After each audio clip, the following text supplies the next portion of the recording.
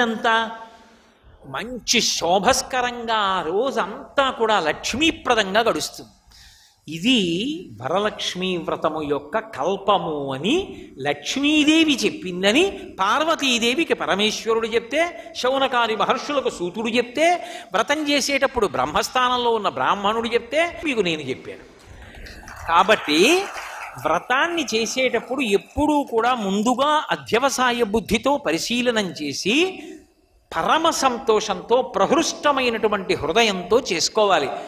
వారు వీరు చెప్పిన మాట కాదు, సాక్షాత్తు శంకరుడు చెప్పాడు ఇంత గొప్ప వ్రతం పార్వతీ అని.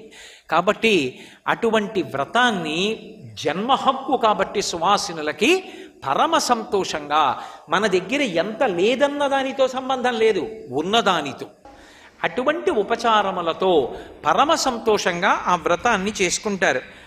అలాగే ఈ శ్రావణ మాసంలో చేసేటటువంటి వ్రతాలలో పరమోత్కృష్టమైనటువంటి ఒక పూజ ఉంటుంది, ఆషాదశమి అంటారు. ఒక్క శ్రావణ మాసంలో వచ్చేటటువంటి శుక్లపక్ష దశమికి ఆషాదశమి అని పేరు. ఆశ అంటే ఏమిటి? కోరిక కదూ. కోరిక ఆశ ఎప్పుడవుతుంది అంటే వాడికి ఆశలావు పీక సన్నం అంటారు. అంటే అంత స్థితి లేదు, కానీ కోరిక ఉంది. అంత స్థితి లేకుండా కోరిక కోరచ్చా అసలు? అంటే అది పరమధార్మికమైతే కోరడంలో తప్పు లేదు. అది ఎంతో పేద కుటుంబం అయి ఉండొచ్చు.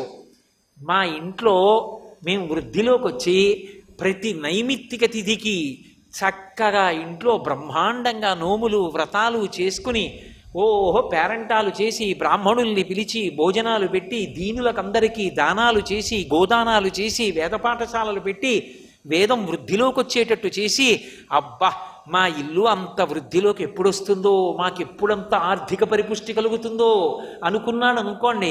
ఇప్పుడు ఆయన ఒంటిపూటే భోజనం చేస్తున్నాడు, కానీ ఇప్పుడు అది ఆశ, కానీ మంచి కోరిక కదా. ఇప్పుడు అటువంటి ధార్మికమైన కోరిక ఇప్పుడు వాళ్ళ స్థితిలో ఎవరైనా చూస్తే అది సంభవమా అనిపిస్తుంది. కానీ అటువంటి ధార్మికమైనదై అంత గొప్ప కోరిక అయితే అది తీరడానికి కావలసినటువంటి శక్తి బాగా ఉద్భుతమై అంత పుణ్యాన్ని కట్టబెట్టి, మరి అంత పుణ్యం ఉంటే కదా అంత వైభవం వస్తుంది. అంత పుణ్యాన్ని ఇచ్చే తిథి ఏది అంటే శ్రావణ మాస శుక్లపక్షంలో వచ్చేటటువంటి దశమి. ఏం చేస్తే? పరమశివుడికి చందనోదకంతో అభిషేకం చేయమన్నారు. ఆషాదశమి నాడు ఏం చెయ్యాలంటే పరమశివుడికి అనేక పదార్థాలతో అభిషేకం చేస్తాం.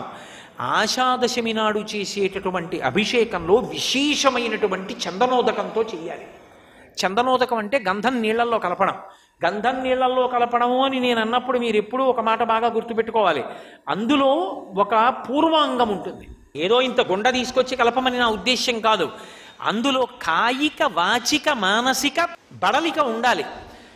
అంటే ఒక చందనపు చెక్క ఒకటి తీసుకొచ్చి, ఒక చందనపు సాన తీసుకొచ్చి, నేను ఇవాళ చందనోదకంతో విశేషాభిషేకం చెయ్యాలనుకుంటున్నాను కాబట్టి తెల్లవారుజామున 4 గంటలకి సంధ్యావందనం చేసి కూర్చుంటే నేను ఇంత చందనం తీయాలనుకోండి, గంట సేపు తీయాలి.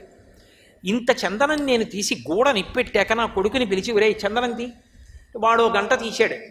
నా భార్యని పిలిచి 1 గంట చందనం తీ, ఆమె తీసింది. నా రెండో కొడుకుని పిలిచి, ఒరే కాస్త చందనం తీ, అందలం కలిపి తీసిన చందనం ఇంత చందనం అయింది. ఆ పైన ఎర్ర చందనం తీశాను. ఇప్పుడు ఎర్ర చందనం, ఈ చందనం, లేదా పోనీ ఏదో ఒక చందనం తీసి, ఇప్పుడు ఈ చందనోదకంలో, చందనోదకం అంటే ఈ చందనపు ముద్ద తీసుకెళ్ళి ఒక బిందెడు నీళ్లలో కలిపాను. మనం వాసన చూడకూడదు, ఎంత సుగంధభరితమైనటువంటి వాసన వస్తుంది. అసలు మీరు ఏ కోరిక కోరలేదనుకోండి, అంతకన్నా ఉత్తమం ఇంకోటి లేదు. మీకేమివ్వాలో ఈశ్వరుడికి తెలుసు, అడగక్కర్లేదు. అసలు ఈశ్వరుడి దగ్గర కోరిక కోరడం ఎందుకో తెలుసా? కష్టం చెప్పుకోకుండా ఉండలేక, ఆయన అనుగ్రహించడని కాదు, నా ఆర్తి కొద్దీ చెప్పకుండా ఉండలేకనైనా ఆయనకి చెప్పడం. కానీ నాకేమివ్వాలో ఆయనకి తెలియదని నేను చెప్పడం కాదు, నేను అడగడం కాదు. ఆయనకి తెలుసు నాకేమివ్వాలో. నేను కోరిక కోరక్కర్లేదు, కానీ ఎందుకు కోరుతాను అంటే కోరకుండా ఉండలేక. ఆయన దగ్గర తప్ప నాకు స్వాతంత్రం ఎక్కడుంది? స్వామి నీకు తప్ప ఎవరికి చెప్పుకోను, అందుకు చెప్పుకుంటున్నాను. ఇప్పుడు ఆ చందనోదకంతో శివలింగానికి అభిషేకం చేస్తే దాని చేత పరమశివుడు విశేషంగా అనుగ్రహిస్తాడు. అటువంటి శివాభిషేకం చేత ఆ చందనోదకం చేత శివానుగ్రహం కలిగితే ఏ రకమైనటువంటి ధార్మికమైన కోరిక అయినా సరే అది ఇప్పుడు చూస్తే అయ్య బాబోయ్ అంత పెద్ద కోరికే వీళ్ళకి అనిపించచ్చు, కానీ ఆ కోరికని నిజం చేస్తాడు. అందుకే కల్పంలో ఒక మాట చెప్తారు, ఆషాదశమిని దీర్ఘకాలం చెయ్యండి అంటారు.